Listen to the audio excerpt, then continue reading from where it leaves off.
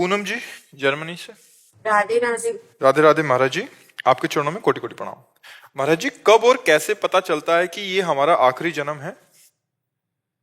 पेट भर जाता है तो किसी से किसका प्रश्न है? पेट भर जाता है तो किसी दूसरे से प्रमाणित नहीं करना पड़ता कि आप बताना जरा, हम छक जाएं तो नहीं।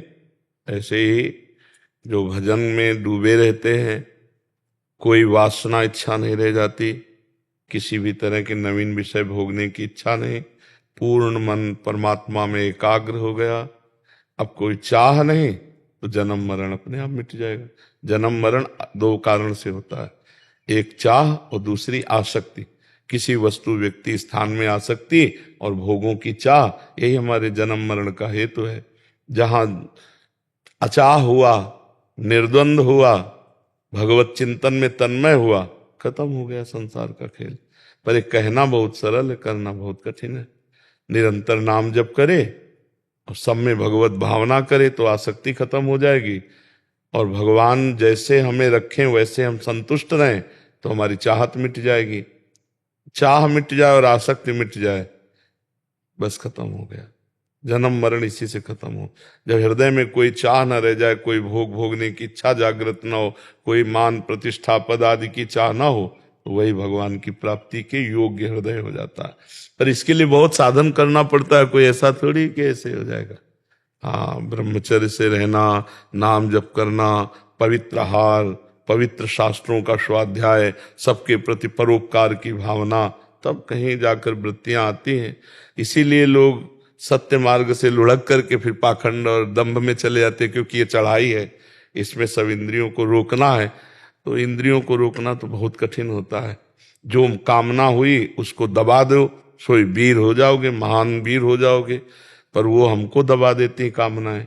ऐसा लगता है तभी शांति मिलेगी जब जो हमारे मन में इच्छा आई उसकी पूर्ति हो जाए। और भगवान कहते त्यागात शांति निरंतरम, इच्छाओं के त्याग से शांति मिलेगी। और हम समझते हैं कि हमारी इच्छाओं की पूर्ति हो जाए तो शांति मिलेगी। इसीलिए इच्छाएं ही हमें जन्म मरण देने वाली हैं। भोगाशक्ति, शरीराशक्ति, लोकाशक्ति, धनाशक्ति, ये सब आसक्तियां भरी हुई हैं। भगवान स्वयं कहते हैं कि इन सब की आसक्तियों को बटोर कर मेरे चरणों में लगा दो, मुझे प्राप्त हो गए।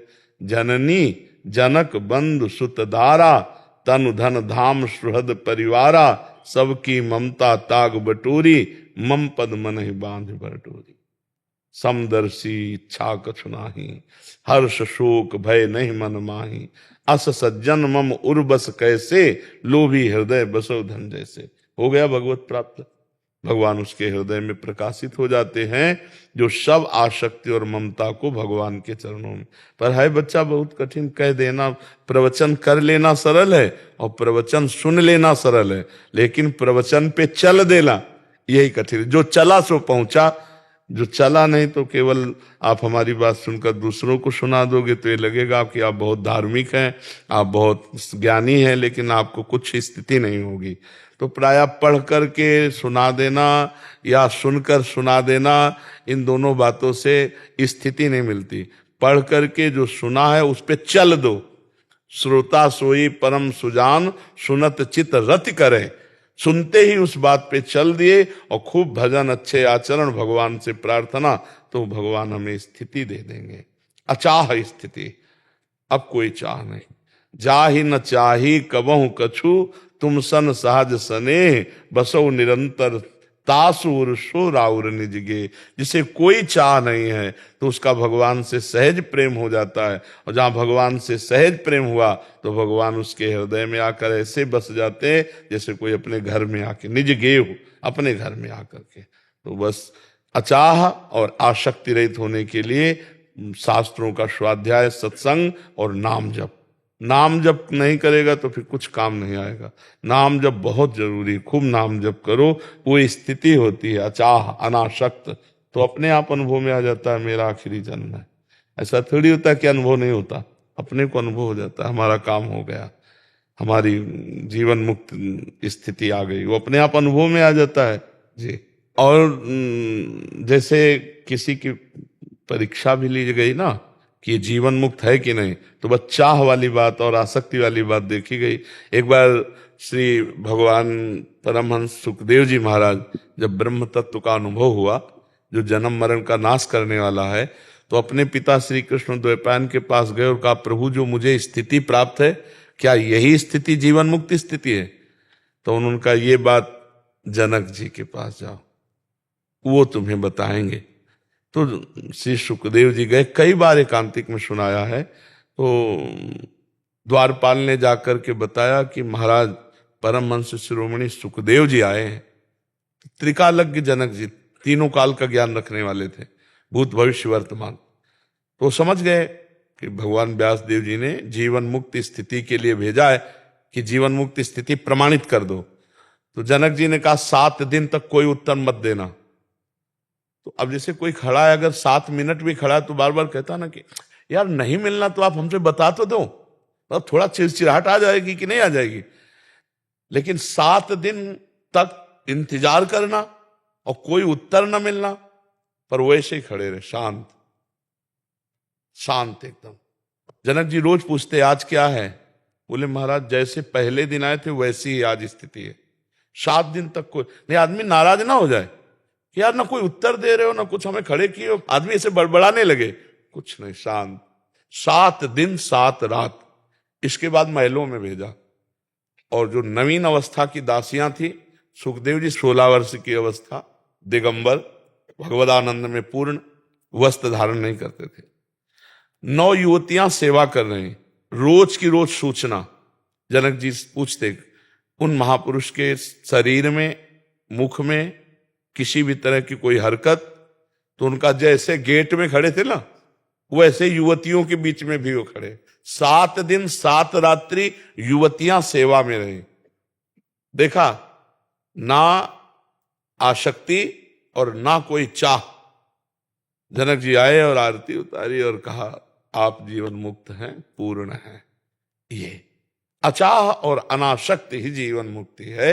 अब ये कितना कठिन है चाह रहित होना, आसक्ति रहित होना, पर भगवान का नाम सब कठिनताओं को मिटाने में समर्थ है। इसलिए खूब नाम जप करो, अच्छे आचरण करो, हर स्थिति मनुष्य को ही प्राप्त होनी है। हम लोगों के लिए इतनी स्थिति बनाई गई है, चाहे अध्यात्म की हो, चाहे जो भी स्थिति हो, हम जो चाहें वो प्राप्त कर सकते हैं। भगवान के बच्चे हैं, बस खूब नाम जप करें। बिना नाम जप के तो बातें बातें रहेंगी, काल के प्रवाह से नहीं बच सकता कोई। नाम जप किए बिना काल के प्रवाह से नहीं बच सकता। जीवन मुक्त होने के लिए नाम है, बारी मथे घृत होए बरु, सिकताते बरु तेल, बिनु हरि भजन न भवतरी, या सिद्धांत पेल। हाँ, क्या प्रश्न था? राघव जी अलीगढ़ से। राजा महाराज जी, मैं गीता जी का विद्यार्थी हूँ। प्रभु जी, मेरा प्रश्न है कि हम भी गीता जी के विद्यार्थी हैं, जितने अध्यात्म सब गीता जी के विद्यार्थी हैं। आप क्या विद्यार्थी का मतलब केवल पढ़ने से समझ रहे हैं क्या? नहीं, वो मैं उनको गुरु मानता हूँ अपने, कोई भी। गीता जी को तो आप गीता जी की शरण में हैं। हाँ, आप बताओ। महाराज जी, 18वें अध्याय में प्रभु जी ने कहा है कि तू कर्म स्वभाव से मेरी प्राप्ति करेगा और शांति को प्राप्त होगा। और प्रभु जी, अगर हम आपको या अपने आदर्शों को भी देखें तो सभी ने स्वाभाविक कर्म किए। प्रभु जी, मैं अपना स्वाभाविक कर्म कैसे पहचानूं? और जब भी मैं कर्म करता देखो, हूं तो वहां स्वाभाविक राग, कर्म, द्वेषात्मक- वहां स्वाभाविक कर्म का तात्पर्य है 3 गुणों से, स्वभाव से नहीं। अभी हम 3 गुणों के स्वभाव में चल रहे हैं। त्रैगुण्य विषया वेदा, निस्त्रैगुण्य भवा अर्जुन, भगवान गीता जी में तो बोले। स्वाभाविक का मतलब होता है जैसे अर्जुन जी क्षत्रिय कुल में जन्म हुए और भगवान ने संधि कराने की चेष्टा की, लेकिन दुर्योधन बिल्कुल राजी नहीं हुआ। अब स्वाभाविक युद्ध आ गया ना, छात्र धर्म के अनुसार स्वाभाविक आ गया ना। प्रयास किया, असफल रहे, संधि नहीं हुई। भगवान ने कहा कि भाई 12 वर्ष का वनवास, 1 वर्ष का अज्ञातवास पूरा होने पर पूरा राज्य वापस करने की बात थी, वापस करो। उसने कहा नहीं वापस करूंगा। बोले ऐसा करो आधा आधा, बोले ये नहीं करूंगा। बोले 5 गांव दे दो, बोले नहीं करूंगा। सुई अग्रे न केसवा, सुई की नोक पर नहीं दूंगा। तो भगवान ने कहा फिर अब युद्ध निश्चित। तो ये स्वाभाविक छात्र धर्म है ना, तो छात्र धर्म के अनुसार स्वाभाविक आया ना। अर्जुन जी से कहा यदि तुम हमारी आज्ञा का पालन नहीं करोगे तो तुम्हारा स्वभाव है क्षत्रिय स्वभाव। ये स्वभाव में जब वो निंदा करेंगे ना तो अपने आप इनके गले काटना शुरू कर दोगे।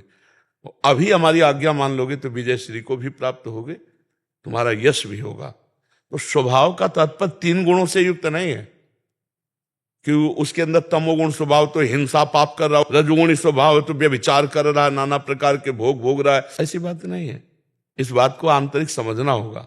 भागवतिक स्वभाव, धर्ममय स्वभाव, जो उसमें लिखा है धर्ममय स्वभाव, मेरी शरण में रहो, मेरा स्मरण करो और धर्ममय स्वभाव का पालन करो। मामनुस्मर युद्ध च। तो प्राकृतिक स्वभाव की बात नहीं कही कि तीनों गुणों से प्रेरित होकर स्वभाव, फिर तो सभी चल रहे, फिर तो सब भगवान को प्राप्त हो जाए।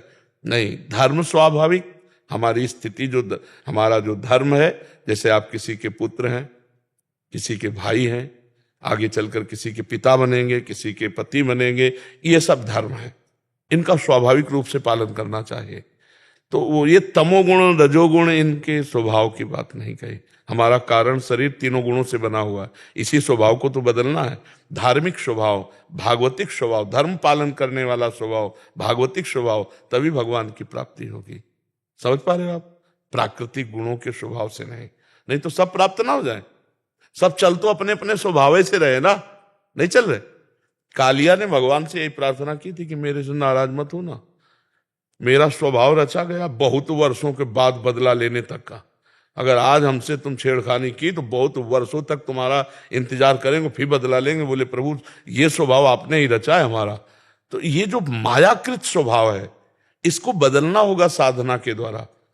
और धार्मिक स्वभाव, भागवतिक स्वभाव से भगवत प्राप्ति होगी, त्रिगुणात्मिका माया के स्वभाव से नहीं। ठीक समझ रहे हैं आप? तो कोई भी नशा न करो, किसी भी माता बहन की तरफ गंदी दृष्टि न करो, अपने जो व्यापार नौकरी करते हो अपने सत्यता से ईमानदारी से करो और भगवान का नाम जप करो। इसी से सबका मंगल हो जाएगा। सब शास्त्रों को पढ़ नहीं पाओगे, सबका सार समझ नहीं पाओगे। हम जीवन भर शास्त्र इसी में, बिल्कुल सब शास्त्रों की सार समझ लो बात। भगवान का नाम जप करते हुए किसी का अमंगल न हो, अहित न हो, कोई नशा मत करो, कोई मान सम्मान मत पाओ और ये गंदी बातें नहीं, तो आप मनुष्य रूप में साक्षात देवता हैं। बस चूक ना करना। इतनी बातें तो सरल भाषा में समझ ही रहे हो। हम कह रहे हैं मांस मत खाओ, शराब मत पियो, पराई माता बहनों की तरफ गंदी दृष्टि मत दो और दूसरों का उपकार करते हुए, परिवार का पोषण करते हुए धर्म में चलो। जो जहां हो, किसान हो तो धर्म से चलो, व्यापारी हो तो, पदाधिकारी हो तो अपने पद का लोभ ना करो, अभिमान मत करो। बस इसी से भगवत प्राप्ति हो जाएगी। जब हम गलत दिशा में चलते हैं तो फिर बात गड़बड़ हो जाती है। और हम अभी तक तो दिशा ही नहीं जानते रहे। अगर सत्संग ना हो तो दिशा ही कहीं पता नहीं कि हम किधर चलें। अब बड़े भाग्य से सत्संग मिल गया, बड़े भाग पाइप सत्संगा, बिना प्रयास हो भवभंगा। तो अब कुछ तो आप में परिवर्तित होना चाहिए कि आप सत्संगी हो, आप साधु संगी हो, तो आप में कुछ विशेषता होनी चाहिए। वो यही कि गलत आचरण नहीं, भूल न दे कुमारक पाऊं। हमारे पास में भोग है, अगर धर्म विरुद्ध है तो माख भी नहीं देंगे। ऐसे होते सत्संगी। तो यार भगवान की कृपा से मिले हो तो कम से कम इतना धारण कर लेना, कोई नशा मत करना, गंदे आचरण मत करना और जितना बन सके उतना भगवान का नाम जप करना। सब प्रश्नों का इसी में समाधान हो जाएगा। अच्छे आचरण करने वाले को आशीर्वाद मांगने की जरूरत नहीं होती और बुरे आचरण करने वाला चाहे जहां चला जाए, चाहे जो आशीर्वाद दे दे। भगवान परशुराम जी ने जब आचरण बिगड़ गए ना तो 1000 भुजा वाले शास्त्राबाहु अर्जुन को काट के फेंक दिया। बुरे आचरण करने वाले को कोई बचा नहीं सकता और अच्छे आचरण करने वाले को कोई रौंद नहीं सकता। हम ये कह सकते हैं झुक सकता है थोड़ी देर के लिए, लेकिन जब सत्य खड़ा होगा तो वो रौंद देगा उसको, असत आचरण वाले को। जैसे पांडवों को झुकाने की कोशिश की और दुर्योधन बहुत चमका, लेकिन रौंद नहीं पाया पांडवों को। झुका थोड़ा दिया कि बन बन भटकना पड़ा, 1 वर्ष अज्ञातवास रहना पड़ा, लेकिन वहां छत्र के नीचे बैठे महाराज युधिष्ठिर सत्य ही। इसलिए धर्म से चलोगे तो किसी के आशीर्वाद की जरूरत नहीं। और अधर्माचरण करो तो जो भारत में बहुत बड़ा तांत्रिक हो, जंतु बंधा लो, अगर सुखी हो जाओ तो मैं बता देना, कलावा बंधा लो, आप जो चाहो करवा लो। अगर पवित्र हो जाओ तो बता देना। दूसरों को दुख दे, दूसरों की हिंसा करे, दूसरों के साथ छल कपट करे, भगवान कहते हैं मोह कपट छल छिद्र नवा, वो कभी सुखी नहीं रह सकता। किसी से मत कहो आशीर्वाद दो, ऐसे कर्म करो कि आशीर्वाद तुम्हारे सामने बिखरा पड़ा रहे, तुम भगवान के जन हो। नाम जप करो, परोपकार करो, कोई गंदा खान पान मत करो। अभी देखो आनंद आने लगेगा। जहां पर कृपा राम की हुई ता पर कृपा करे सब कोई, सब आशीर्वाद आपके पास आ जाएंगे। खूब नाम जप करो, अच्छे बनो। लखन जी, राधा वल्लभ सिंह। राधे राधे महाराज जी। महाराज जी, आपके चरणों में कोटि कोटि प्रणाम। गुरुदेव भगवान, मेरा प्रश्न यह है कि आर्त भाव क्या है और आर्त भाव कैसे प्राप्त होगा? जब द्रौपदी जी को कोई सहयोगी नहीं मिला, न पति न भीष्म, और अपने भी बल का जब भरोसा नहीं रहा, तब वो आर्त भाव आया और उस आर्त भाव से पुकारा तो एक क्षण भी नहीं लगा, यही बाजू से वस्त्र नहीं हटा, भगवान यही वस्त्रावतार ले लिए। जब गजेंद्र का परिवार छोड़कर चला गया और बहुत वर्ष तक युद्ध करने पर वो थकित हो गया, अपना भी बल नहीं रहा, तब उसे आर्त भाव प्राप्त हुआ और वो हरि को पुकारा, सुनेरी मैंने निर्बल के बलराम। अपबल तपबल और बाहुबल, चौथो बल है दाम, शूर किशोर कृपाते सब बल, हारे को हरि नाम। जिसके अंदर ये बात आ गई कि मैं किसी योग्य नहीं, किसी काम का नहीं, अब तो केवल भगवान का ही भरोसा है, उसे आर्त भाव कहते हैं। वो आता है तृणादपि सुनी चैन से, अपने को तृण से भी नीचा समझे तो आर्त भाव आ जाएगा। दैन्य जो भगवान को बहुत प्रिय है, इसी में भगवान का प्रादुर्भाव होता है। दैन्य और आर्त ही भगवान के दरबार में प्रवेश पाता है। वही अहंकार गलित देहाभिमान रहित पुरुष ही भगवत साक्षात्कार कर पाता है। बात समझ में आ रही है आपके? हाँ, ये बाजार में नहीं मिलता है, पढ़ने लिखने से नहीं मिलता, ये किसी साधना से नहीं मिलता। ये ऐसी परिस्थिति भगवान पैदा कर देते हैं, ऐसी स्थिति दे देते हैं, फिर वो आर्त होता है। परम अकिंचन प्रिय हरि के रे, जिसको भगवान के सिवा कोई नहीं, उसके हृदय में आर्त भाव आता है। अगर अपना भी बल है तो आर्त भाव, तपस्या का बल है, भजन का बल है, ज्ञान का बल है, आर्त भाव नहीं आएगा। नहीं, हाँ, आर्त भाव तो बहुत बहुत ही दुर्लभ वस्तु है। आर्त भाव समस्त बलों का त्याग, फिर आर्त भाव आता है। वो किसी बिरले महाभागवत के हृदय में आता है। तो इसीलिए भजन किया जाता है कि धीरे धीरे हमारी अहंकार की वृत्ति गलित हो देहाभिमान की, और भगवान के भक्तों के चरणों में हमारी प्रीति हो जाए। बस इसी से आर्त भाव आएगा और तो अहंकार पुष्ट होता है। मैं 10 वर्ष से मौन हूं, मैं 20 वर्ष से फलाहार करता हूं, मैं अमुक तपस्या हूं, ये सब भगवान को, ये सब आर्त भाव, दैन्य भाव। यही दीन प्यारे वेद पुकारे, द्रवो सुश्री भगवाना। आर्त भाव बहुत सुंदर बात है। आर्त भाव, अपना भी बल न रह जाए, एकमात्र भगवान का बल, एक भरोसो, एक बल, एक आश विश्वास, यह है आर्त भाव। मात्र भगवान, केवल भगवान। समझ पा रहे बच्चे? करण जी लुधियाना से। हरि भाई शर्मा जी द्वारा। श्री हरिवंश महाराज जी। महाराज जी, हमें ये जीवन किसके लिए जीना चाहिए? प्रभु के लिए, प्रभु के लिए, सिर्फ प्रभु के लिए। अब जब प्रभु के लिए जियोगे तो प्रभु ने तुम्हें कर्तव्य कर्म दिया है। तुम किसी के भाई हो, किसी के पति बन सकते हो या बन गए हो, तुम किसी के पिता भी बनोगे, तुम्हारा किसी के प्रति पुत्र भाव भी है। अब इन सब धर्मों का पालन करो, प्रभु के बने हो तो। इन सब में प्रभु को देखकर अपने कर्तव्य का पालन करना, ये प्रभु के लिए जीना है। समझ रहे हैं ना? हम प्रभु के लिए गृहस्थ धर्म में हैं, हम प्रभु के लिए गृहस्थी का पालन करते हैं, हम प्रभु के परिवार का पोषण करने के लिए किसानी करते हैं, नौकरी करते हैं, व्यापार करते हैं, ये सब प्रभु के लिए हो जाएगा। और जो प्रभु के लिए कर्म करता है, प्रभु के भाव में रहता है, उसको प्रभु की प्राप्ति होती है। हमारे जीवन का लक्ष्य है, मानव जीवन का लक्ष्य है भगवत प्राप्ति, विषय भोग नहीं। जनेन्द्रिय रसेंद्रिय के भोग तो पशु पक्षी भी भोगते हैं। मनुष्य को चाहिए धर्मयुक्त भोगों को भोगते हुए भगवान को रिझा ले। ये जीवन भगवान के लिए है। जब भगवान के लिए जीवन हो जाता है तब राष्ट्र सेवा, समाज सेवा बहुत अच्छी तरह से होती है, क्योंकि हम भगवत भाव से करते हैं। सब में मेरे प्रभु विराजमान है, सब में मेरे कृष्ण विराजमान है, मत्ता परतरम नान्यत किंचिदस्ति धनंजय, मेरे सिवा और कुछ नहीं है। तो ये हम मान करके सबकी सेवा करते हैं, माँ पिता भाई परिवार समाज राष्ट्र। वही सच्चा जीवन है जो प्रभु में है, जो प्रभु के लिए है। और प्रभु से विमुक्त तो फिर सब माया प्रपंच ही है नहीं। तो जीवन प्रभु के लिए है, अपना जीवन दूसरों के लिए है, दूसरे में भगवत भाव करके। ये बात जल्दी समझ में नहीं आती, अब बंधेगा, अब आवागमन का चक्र पुष्ट होगा। और जब मुक्त होना है तो तुदीयम वस्तु गोविंदम तुभ्यमेव समर्पय, ये तन मन प्राण बुद्धि हे गोविंद आपको समर्पित है। और जो मुझे अधिकार दिया है सेवा का, वो आपको ही समझकर मैं सेवा कर रहा हूं, मुक्त हो जाएगा। बंधन और मोक्ष क्या? विषयाकार मन बंधन, भगवदाकार मन मोक्ष, सीधी बात है। तो हमारे जीवन का परम लक्ष्य है, परम धर्म है अच्युत भगवान में प्रीति हो जाना, निरंतर भगवद स्मृति में तन्मय हो जाना, हर कर्म भगवान को समर्पित कर देना, हर व्यक्ति वस्तु स्थान में भगवत भावना करना। आप समझ पा रहे हो?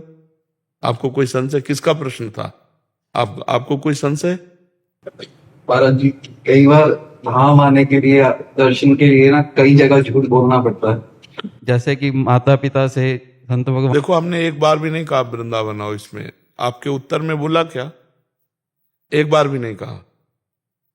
हमारी बात को समझ लो तो प्रश्न करने की जरूरत ही नहीं पड़ेगी। कहो सो कहा जहां प्रभु नाही। अगर कभी साल 6 महीने में एक बार छूट मिल जाए, दर्शन कर जाओ वृंदावन के। नहीं, अपने भाव में रहोगे ना, तो हम कह रहे हैं अमेरिका से वृंदावन देख सकते हो। बहुत मुश्किल है रहना, देह से भी दूर रहना बहुत मुश्किल है। हम कहते हैं अगर ऐसी स्थिति है तो वृंदावन झलकने लगेगा प्यारे। अगर ऐसी स्थिति की राह नहीं जाता ना, तो उद्धव जी ने यही समझा था कि गोपियां जो है भगवान से दूर हैं, भगवान के तत्व को नहीं जानती। जब नजदीक आए तो देखा विरह की ऐसी अवस्था जिसमें मिलन और वियोग दोनों एक साथ देख रहे। तब समझा हमारा ज्ञान इनकी स्थिति में प्रवेश नहीं कर पाएगा। तब चरण धूल की वंदना की, वंदे नंद ब्रज स्त्री राम पादरेणु में भिक्षु सा।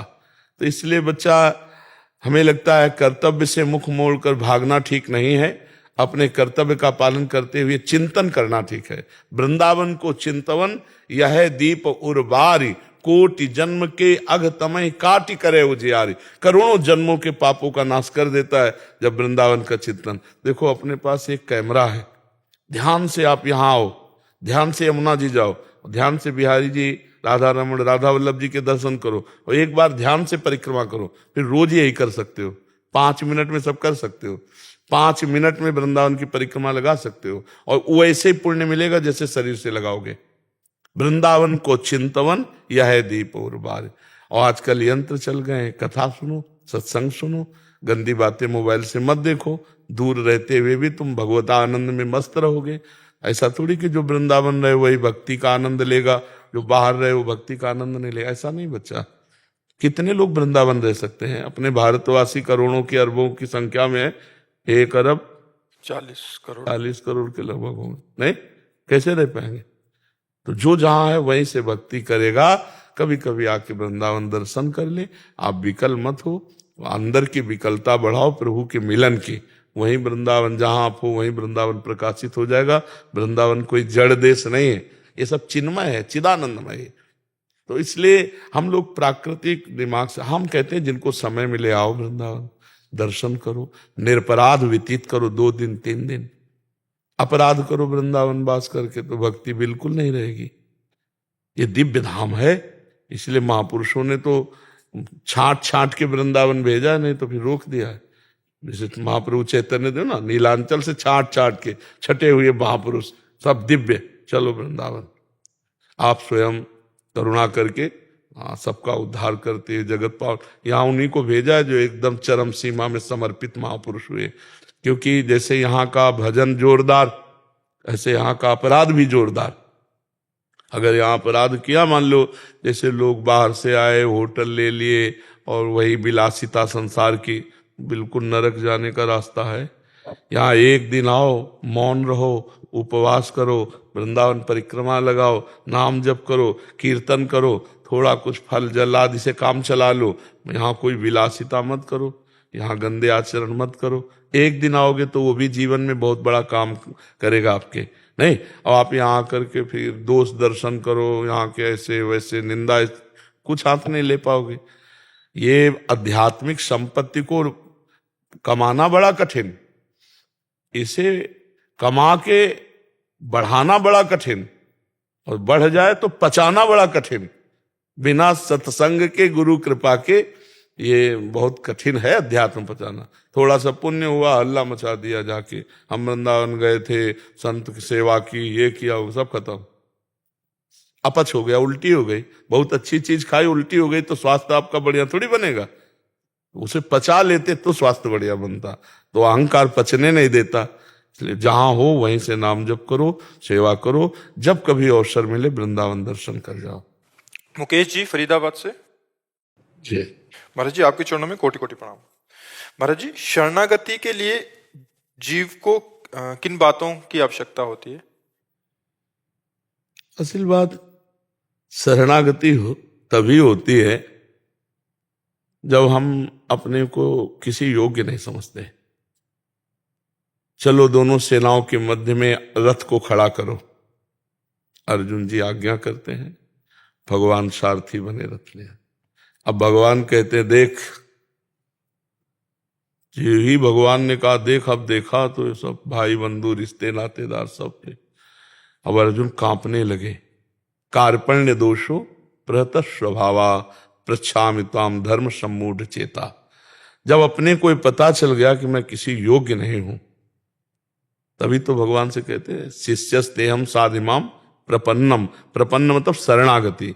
जब जीव देख लेता है कि अब हम किसी योग्य नहीं, तो भगवान की जब रावण ने लात मारी, विभीषण जी उनसे बोले तुम पितु सरिस भले ही मोहि मारा, राम भजे हित नाथ तुम्हारा। फिर वो क्रोधित हुआ तो क्या हुआ, अब रावण ने लात मार दी, लंकाधिपति अब लंका में रहने नहीं देगा, और द्रोही मान लिया उसने।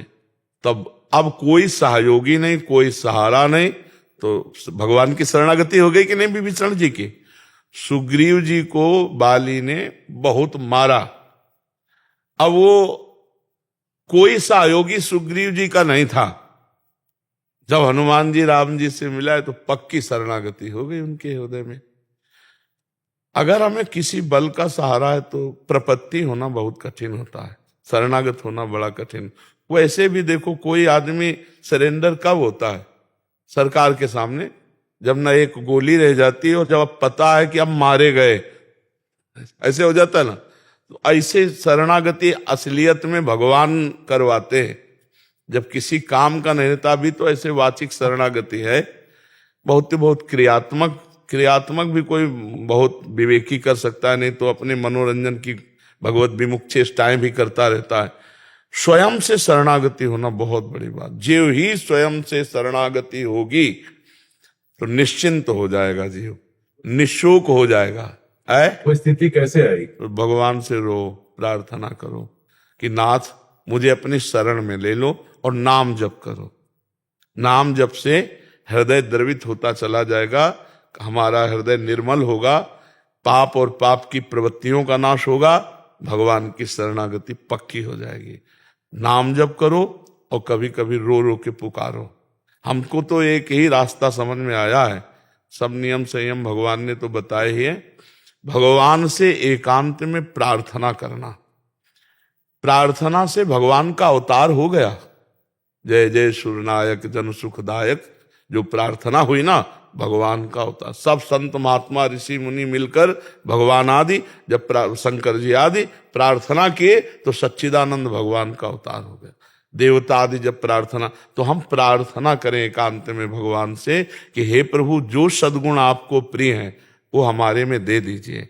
जो आचरण हमारे आपको अप्रिय लगते हैं, नाथ मुझे सामर्थ्य दो कि मैं उनका त्याग करूं। श्री कृष्ण अनुकूलेन प्रतिकूलस्य विसर्जनम। श्री कृष्ण के अनुकूल आचरण हो, प्रतिकूलता का त्याग हो, पूर्ण रूप से त्याग हो। ये भरोसा दृढ़ हो कि भगवान मेरे, मैं भगवान के। नाम जब बिना भगवान को भोग लगाए कोई पदार्थ मत पाओ, चाहे पानी भी क्यों ना हो, और किसी की निंदा मत करो, किसी से द्वेष मत करो, अभी शरणागति आने लगेगी। इसको सुनना, इसको कई बार सुनना, तब समझ में आएगा। दादा नाम जब करता हूँ निरंतर, और भगवान निरंतर ऐसे मत बोलो, हमारे सामने वही बात बोलो जो निरंतर शब्द प्रयास करता हूं, हाँ ऐसे बोलो। कार्य समझते हुए सारे कार्य करता हूँ, लेकिन फिर भी चारों तरफ से माया जो है वो गिराती रहती है, कुछ ना कुछ कुछ ना कुछ। हमें लगता है, देखो हमें लगता है, बहुत धैर्य से समझो, आज तक हमने माया नहीं देखी, अपनी वासनाएं देखी है, उसी को तो माया कह लो। अपनी पकड़ देखी, माया का जो हम दोष देते हैं, अच्छा क्या माया है, हमें ये बताओ क्या है। अब हम तुम्हें माया बता रहे हैं, सुनो पहले माया बता रहे हैं। ये माया है, ये माया है, ये माया है, ये माया है, क्या ये तुम्हारे विरोध में है? माया का पक्ष अगर देखो तो तुम्हें आनंद प्रदान करने वाली माया है नहीं? ये भोजन, भगवान को भोग लगा के प्रसाद पाते हैं। संतानोत्पत्ति के लिए गृहस्थ में अगर आप काम भोग करते हो ना, तो वो धर्ममय भगवान का ही स्वरूप है। क्या माया है? जब हम अपनी वासना से प्रेरित होकर गलत ढंग शास्त्र प्रमाण से बिलक चलते हैं, तब वही फिर हमारे लिए माया हो गई। जैसे आप समझो, ये हमारा पुलिस डिपार्टमेंट है, अगर हम अनुकूल चलते हैं कानून के तो ये हमारा सहयोग करते हैं, पक्का सहयोग करते हैं। अगर आपको भय है कि वहां तक जाने में हमें भय, तो वो आपको छोड़ने आएंगे, ऐसी व्यवस्था। और अगर आप कानून के खिलाफ हो तो वही डंडा चलाएंगे कि नहीं? अगर आप भगवान के अनुकूल हो तो सब आपके अनुकूल हो जाएंगे। जा पर कृपा राम की हुई, ता पर कृपा करे सब कोई। चारों तरफ से माया क्या घसीटे, हमें ये बताओ, कौन सी माया है जो हमको परेशान करती है? हमारी वासना, सिर्फ हमारी वासना। इच्छा रहित पुरुष माया मुक्त, और इच्छा ही माया है, कामना ही माया है, वासना ही माया है। अब जब कामना की पूर्ति नहीं होती तो क्रोध आ जाता है, कामना की पूर्ति होती तो लोभ आ जाता है, और दोनों बुद्धि को भ्रष्ट कर देते हैं। माया कहाँ है? मां माने नहीं या माने जो, जो है ही नहीं उसी का नाम माया है। भगवान है, माया नहीं है। इसलिए नाम जप करो। जो समस्याएं आ रही, जो विपत्तियां आ रही हैं, जो संकट आ रहे हैं, वो हमारे अपवित्र किए हुए जो अंतःकरण, उसको पवित्र कर रहे हैं। जो हमने पूर्व में अपवित्र अंतःकरण के आचरण किए ना, उसको पवित्र किया जा रहा है। माया नहीं है, भक्त के सामने माया नहीं। नहीं, हमें आप एक उदाहरण दो कि ये माया है, बताओ। कोई काम, क्रोध, लोभ, ये सब आते रहते, नाम जब चलता रहता फिर भी ये परेशान। हाँ हाँ, आप चिंता मत करो, या आपको परेशान नहीं करते। पहली बात है, आप में आते ही नहीं है। विश्वास मानो जो हम कह रहे हैं, ये अंतःकरण में आते हैं। जो अंतःकरण में मन, बुद्धि, चित्त, अहंकार है ना, इसका आक्रमण वहां होता है, आप में नहीं।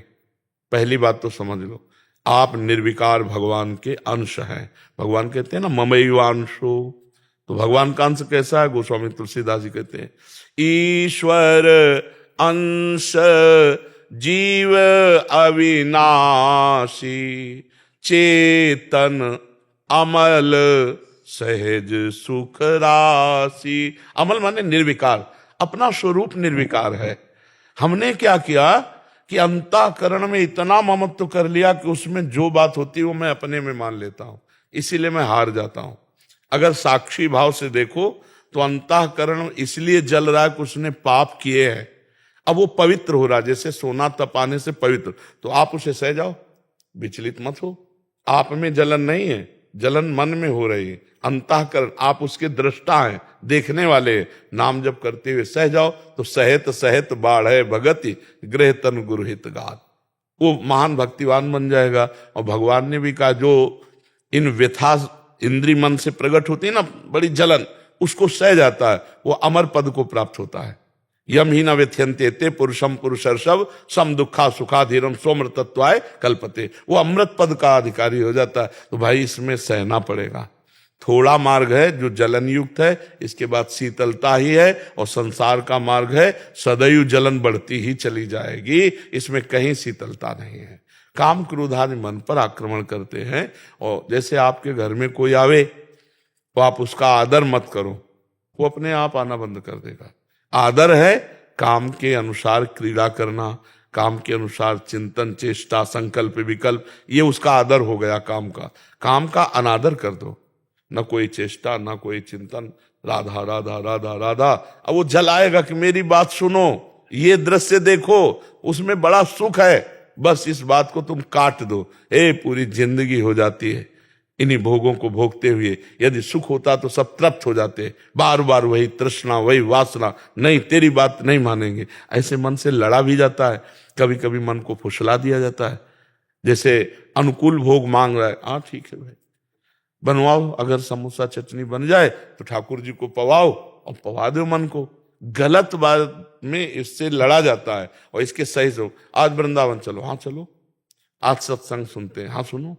अच्छी बात में इसको सपोर्ट करो और गलत बात में इसके धिक्कार दो, इससे लड़ो, थोड़े दिन में धीरे धीरे आपके अनुकूल होता जाएगा। जैसे देखो, जो मन आपको कष्ट देता है, भजन में नहीं लगता, आज अगर हम तुम्हें अपनी कसम खवाएं कि अभी से लेके शाम तक एक बार भी राधा नहीं निकलना चाहिए, तो क्या आप रह सकते हो ऐसे?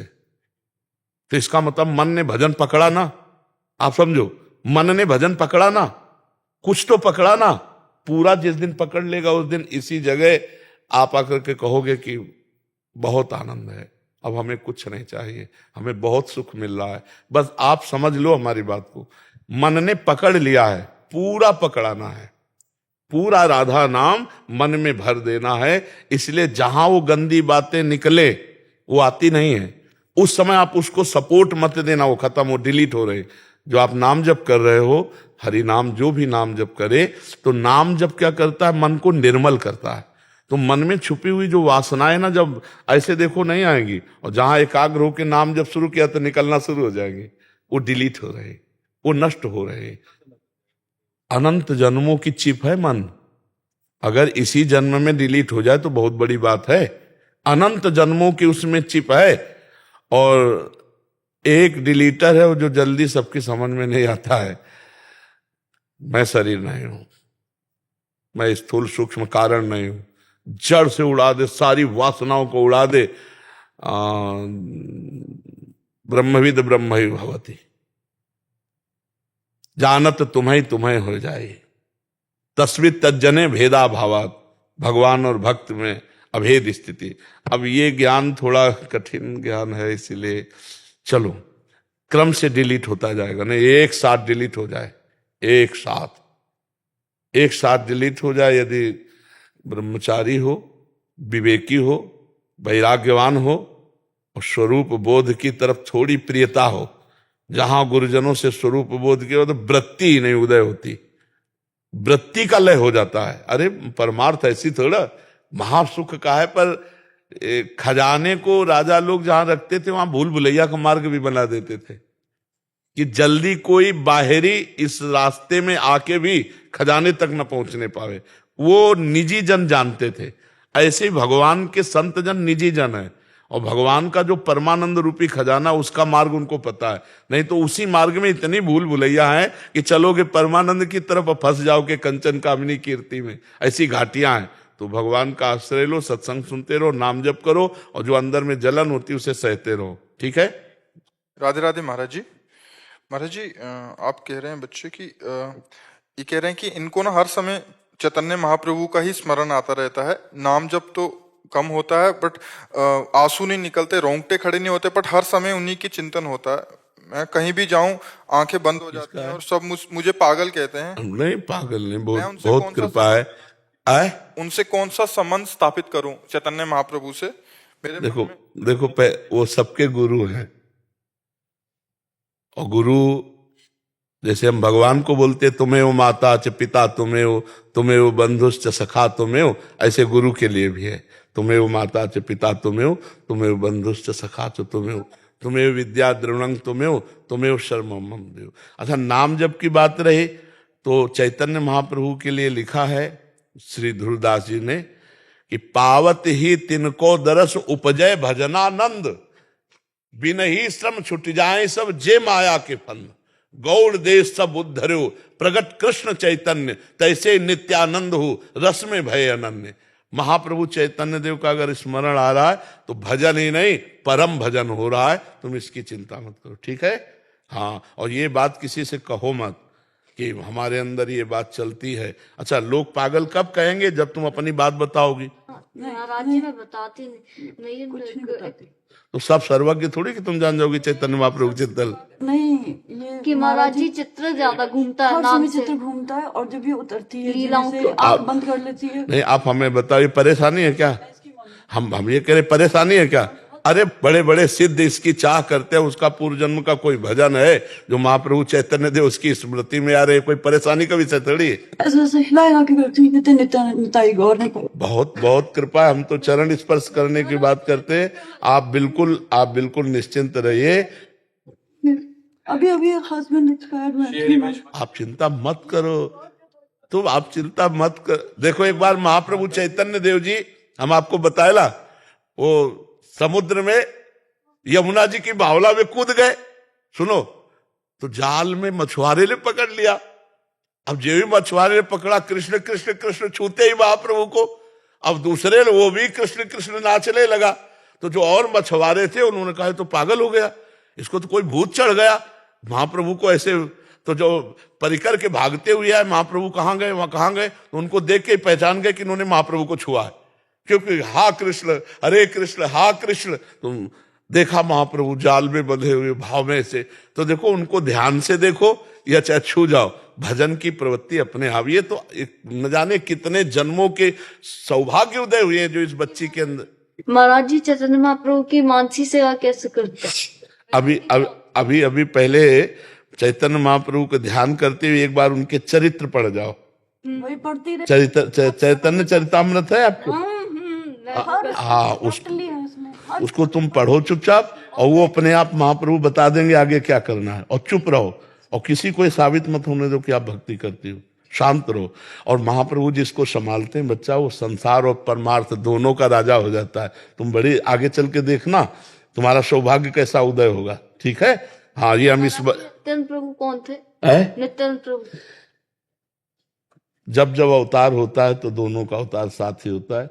अगर राम हो तो लक्ष्मण हो, कृष्ण हो तो बलराम हो, और महाप्रभु चैतन्य देव तो नित्यानंद। वही है, दोनों जब प्रकट होते हैं और कोई नहीं होता। शेषावतार भगवान लखन लाल, तो भगवान श्री राम उनके ऊपर सहन करने वाले, तो श्री बलराम जी वही, तो श्री कृष्णचंद्र वही, तो श्री कृष्णचंद्र चैतन्य महाप्रभु और बलराम जी नित्यानंद महाप्रभु। समझ गए? हाँ, भगवत प्रेम का मूर्तिमान अवतार श्री चैतन्य महाप्रभु। खूब नाम जप करो, मैया तो चिंता मत कर। गौर कथा ही सुनना चाहती है, भागवत कथा में मन नहीं, सब कुछ ठीक है, तो गौर कथा चलती है। बच्चों, ये बहुत अच्छी बात है, तुम चिंता मत करो। तो बचपन से सुनी नहीं गौर कथा। आप हमारी बात मान लो, तुम्हारी बेटी के अहोभाग्य हैं, तुम्हारे अहोभाग्य हैं। वो जननी धन्य होती है जिसका बच्चा भगवान में लग जाए। तो ये ऐसा मत समझना कि पागल हो जाएगी, गृहस्थी लायक नहीं रहेगी, ऐसा कुछ नहीं है। ये आगे चलकर और एक प्रवीण विज्ञान ज्ञान से संपन्न हो जाएगी। आप क्या समझते हो? आप बिल्कुल धैर्य पूर्वक रहिए, कोई गलत ढंग से नहीं, बहुत अच्छे ढंग में चल रही हो, बहुत महाप्रभु की कृपा रहेगी। बस राष्ट्रीय प्रोग्राम तो उसमें देखते हो हमारे रिश्ते वाले सारे दिव्यांग हैं।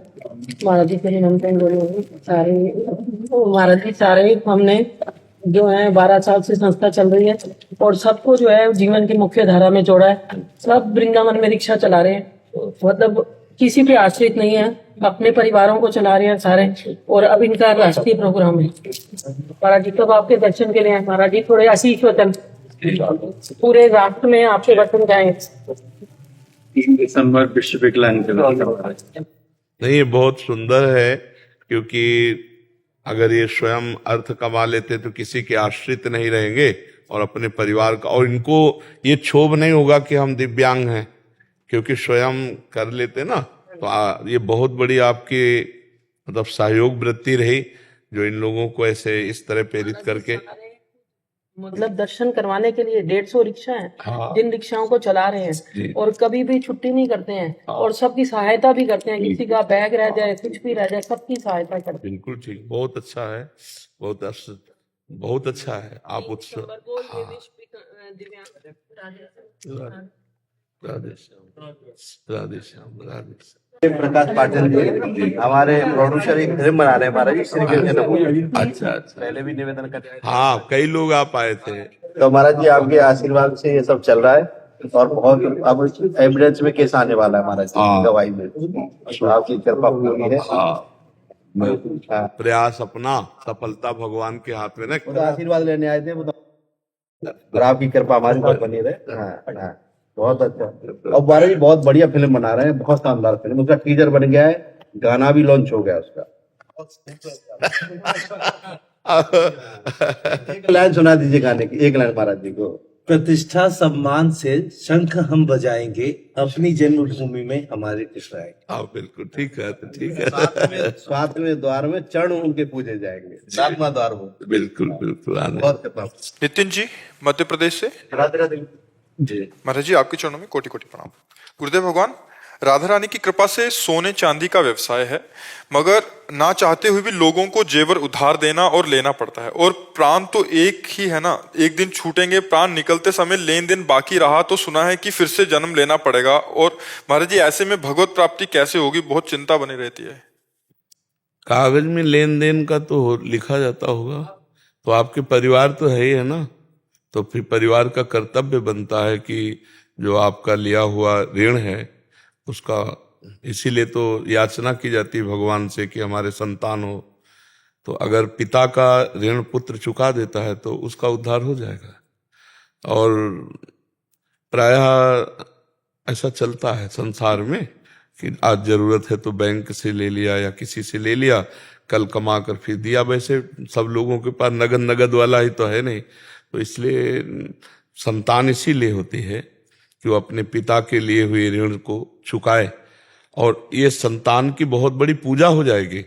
अपने कर्तव्य का पालन कर रहा है ना, और पिता ने अपने का, हाँ अपने स्वार्थ और व्यभिचार और व्यसन के लिए खर्चा किया हुआ वो तो नरक ही ले जाएगा। धर्म के लिए जैसे व्यापार में है, आदि में है, आपने किसी को उधार दिया या किसी से उधार लिया, और फिर ऐसा होता है व्यापारियों में, ऐसा चलता है। तो इसमें प्रधान बात तो ये कि जब तक हम हैं तब तक हम निपटाते हैं, नहीं तो हमारी जो संतति है, परिवार है, उसका कर्तव्य बनता है।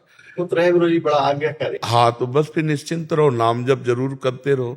नाम जप करते हो आप भी जुड़ गए गुरु जी? हाँ, ये जरूर ध्यान रखना, ज्यादा मुनाफे के चक्कर में कहीं बेईमानी ना हो जाए, क्योंकि सोना एक ऐसा काम है ना कि जितना चाहो आप उससे कम ज्यादा।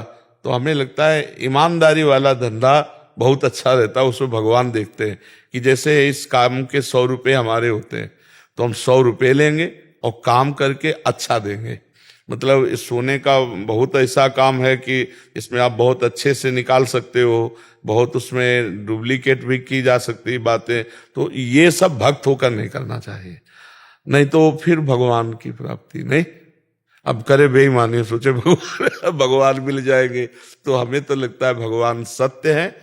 और व्यापार में मुनाफा लिया जाता है भाई, और यह सब कोई किसी का नौकर नहीं है कि वो बनाकर आभूषण दे रहा है फिर, क्योंकि उसके गृहस्थ है तो अपने आभूषण बनाने के पैसे ले ले, अच्छे से पैसे ले ले, पर जो आभूषण बने फिर उसमें कमी नहीं होनी चाहिए ना। मतलब क्योंकि हृदय जलता है, गृहस्थ आदमी कितनी मेहनत करके कि चलो पत्नी के लिए एक सोने की जंजीर, अब वो 40,000 50,000 या 1 लाख देने की चेष्टा की, अब उसमें भी अगर, तो हमें लगता है ठीक, बिल्कुल करेक्ट धंधा रखे तो भले नमक रोटी खाओगे, भगवान की प्राप्ति होगी, बहुत बढ़िया जीवन रहेगा नाम जप करते हुए। हाँ, नहीं तो इसमें बेईमानी के बहुत चांस होते हैं, बहुत चांस होते हैं। मतलब उनका देखो मिलाना पड़ता है, तो हम कहे इतना तो हम भी जानते हैं, 24 के 24 में नहीं बनता है, मिलावट होती है, तो 22 का तो बन जाता है। हाँ, तो तुम 16 क्यों करो, 18 क्यों करो? जब 22 में बन जाता है तो 22 के बनाओ, और बनाने की पूरी कीमत ले लो, और स्वर्ण की कीमत ले लो। 20 का ज्यादा बिकता है। 20 का, हाँ भी तो 20 में भी चले। तो इस विषय में इसलिए हमने कहा कि किसी का हृदय न जले, बड़ा ईमानदारी का साफ काम रखे कि भाई 20% में बना है, इतने रुपया हमारे बनाने के हैं, ये इतने का है, ये ले जाओ। अब उसमें 19 नहीं होगा, अगर 20 कहा है तो 20 ही का होगा, और 19 है तो 19 बोले भाई, कि ऐसा है। जैसे व्यापारी लोगों ने कहा महाराज बिना झूठ बोले व्यापार चल ही नहीं सकता, तो मुझे नहीं लगता कि झूठ बोलने की जरूरत है। जैसे मान लो एक कपड़ा है, अब ये 150 रुपया का तुम्हें मिला है तो तुम 225 रुपया का बेच सकते हो, 200 का भी बेच सकते हो, क्योंकि आना जाना, नौकर चाकर, दुकान, अगर सब जोड़े तो उसी से तो निकलना है। अब ये कहना कि हम कसम से कहते हैं कि 200 रुपया में हमें कोई मुनाफा नहीं मिल रहा, जितने का हम लाए उतने का दे रहे, अब पक्का बेईमानी कर रहे हो, क्योंकि 150 का लाए हो। आपको बोलना है कि हम 200 का देंगे, तुम्हारी इच्छा हो ले ना ले। ये नाटक करने की जरूरत नहीं कि यार कसम से कहते हैं, बोल दे गई लोग। हाँ तो ये पूरी पक्की झूठी बात बोल गए ना, प्योर झूठा, मिलावट नहीं से, तो फिर ये धंधा जो है वो अच्छा फल नहीं देगा। अरे भाई हम नौकर थोड़े तुम्हारे, कपड़ा लाए हैं कि हम 200 रुपया मीटर देंगे, आपका मन हो ले ना ले। तो हमें लगता है कि फिर अच्छा माल देने वाला और सत्य पे चलने वाले जो अच्छे लोग होते हैं उनकी नजर उस पे हो जाती है। अब यहां तो मतलब जैसे बोले 300, तो उतारते उतारते उनको 200 में ले आओ तो आ जाएंगे, और कहते जा रहे हैं पहले से ही कि बिल्कुल हमें मुनाफा नहीं हो रहा। तो हमें लगता है इस तरह के व्यापार 100 रुपया ज्यादा मिल भी गया तो क्या यार, झूठ बोलने से। महाराज जी, एक झूठ बोल के ज्यादा पैसे ले रहा है और एक सत्य बोल के उसको कम ग्राहक आ रहे हैं, इन दोनों में क्या अंतर? एक का हृदय शीतल रहेगा और एक का हृदय जलता रहेगा कामनाओं से। एक के हृदय में संतोष धन आएगा और एक के हृदय में छल कपट दंभ पाखंड। परिवार में भी फर्क पड़ता बहुत, इनके लड़के बच्चे भी बुद्धि भ्रष्ट कर पक्का समझो। बेईमानी से तुम बिल्डिंग बना लो, बेईमानी से बैंक बैलेंस जमा कर लो, और गाड़ी ले आओ, और लड़का बच्चा, तो वही लड़का बच्चा तुम्हारे आगे तुम्हारी जिंदगी में बड़े दुख का कारण बनेंगे।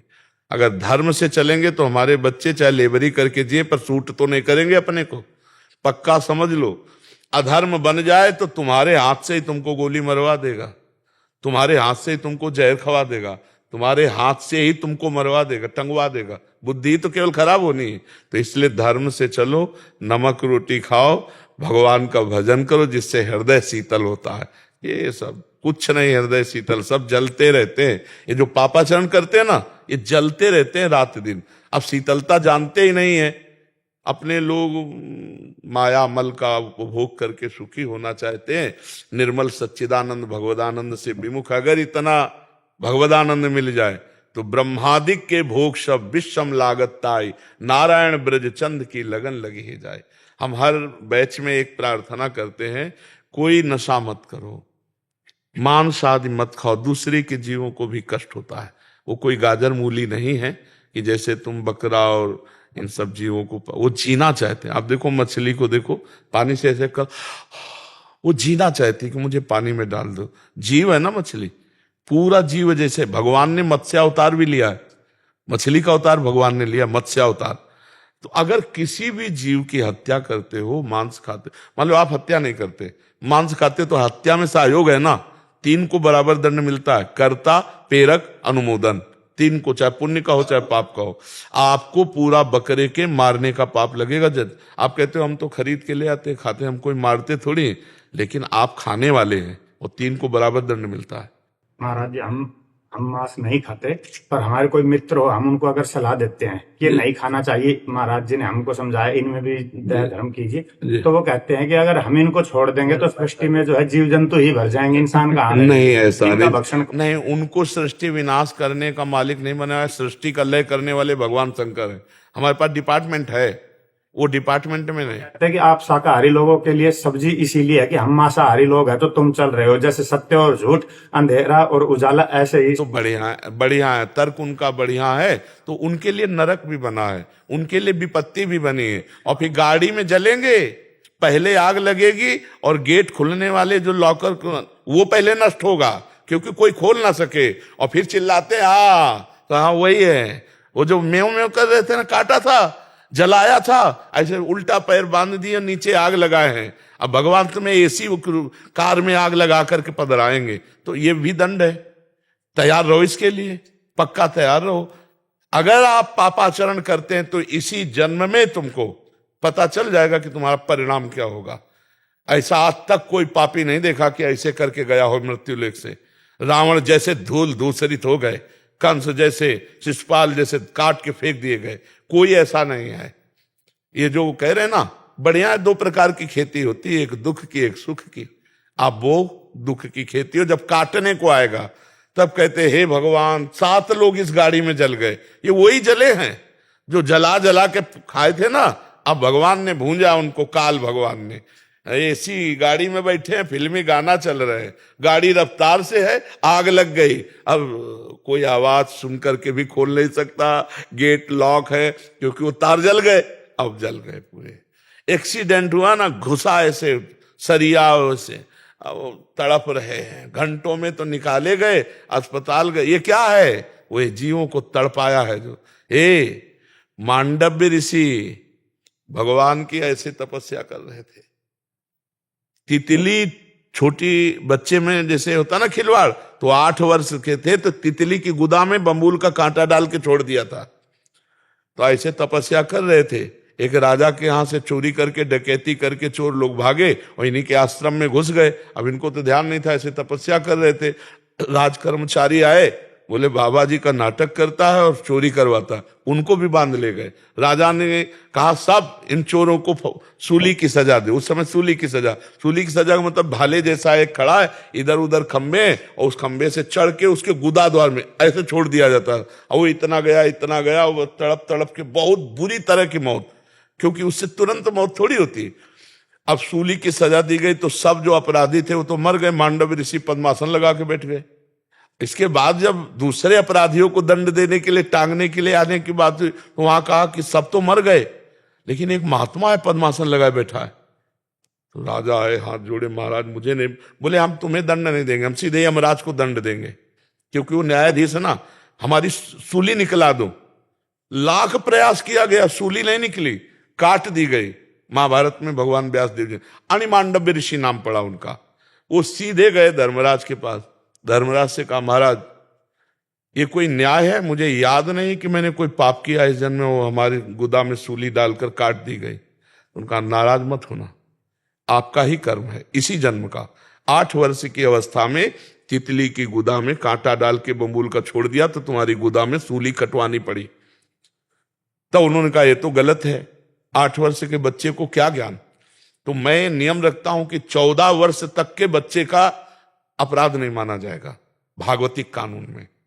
और मैं तुम्हें साफ देता हूं कि तुमने गलत न्याय किया, इसलिए मनुष्य योनि 100 वर्ष तक की प्राप्त करो। तो सीधे धर्मराज विदुर जी के रूप में आए थे, वही धर्मराज है। तो सोचो इतने बड़े महात्मा के द्वारा की गई गलती माफ नहीं हुई, है ना। तो ये जो बकरा बकरी मुर्गा मुर्गी, ये तुम सृष्टि के विनाश का हेतु तो भगवान शंकर को है, पालन कहे तो हरि को है, और रचने कहे तो ब्रह्मा को है। अपने आचरण से चलो यार, नहीं तो नरक बना हुआ है, ऐसी ऐसी समस्याएं बनी हुई हैं कि सब दुख भोगने को मिल जाते हैं, सब दुख भोगने को मिल जाते हैं। कीड़ा पड़ते हैं फिर शरीर में, ऐसा पशु बना दिया जाएगा जहां मनुष्य ना पहुंचने पावे, और कीड़ा पड़ गए, सड़ रहा है, कितने दिनों में तड़प के मारा, ये नरक है सब। इसलिए ऐसे लोगों की बातों पर ध्यान न दो जो ये कहते हैं कि हम संहार के लिए बने हैं। ऐसा नहीं, डिपार्टमेंट नहीं बनाया गया संहार का, हाँ वो भगवान शंकर के पास है। आप अच्छे आचरणों से चलो, और जो ऐसी बातें करते हैं उनको अनसुनी कर दो। ये सब पागल लोग हैं, माया के वशीभूत होकर ये बोल रहे हैं। भला अपने चुटकी काट के देखो है, और दूसरे के शरीर को आप देखो, चींटी को पीछे अंगुली लगाओ ऐसे देखो, भागती है ना, वो बचना चाहती है।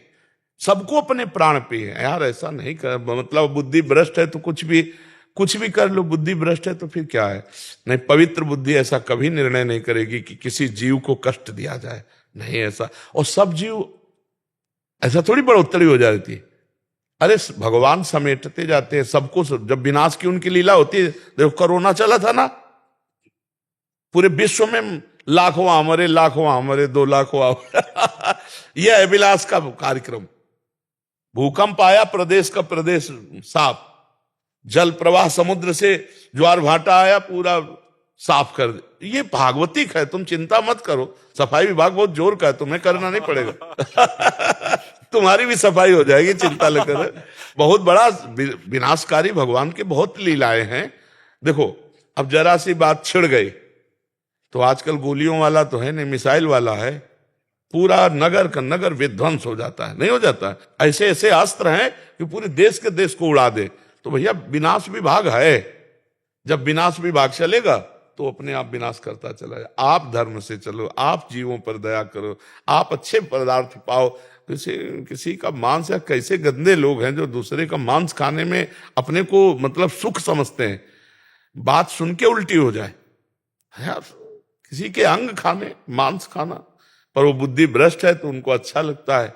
तो आप लोग सत्संगी, आप लोग ना पाइए, अच्छे मार्ग में चलिए, किसी माता बहन की तरफ गंदी दृष्टि मत रखिए। जो गृहस्थी में आपको पाणी ग्रहण हुआ है उसी से धर्म से चलोगे ना तो इस जन्म में सुखी रहोगे, आगे भी सुखी रहोगे। राधा राधा राधा राधा राधा राधा राधा राधा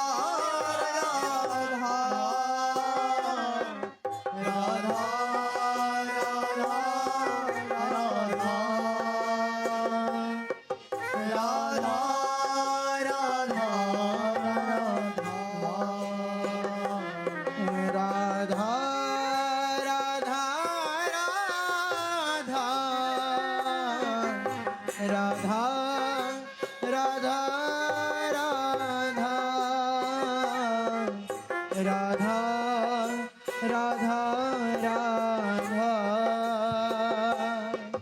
राधा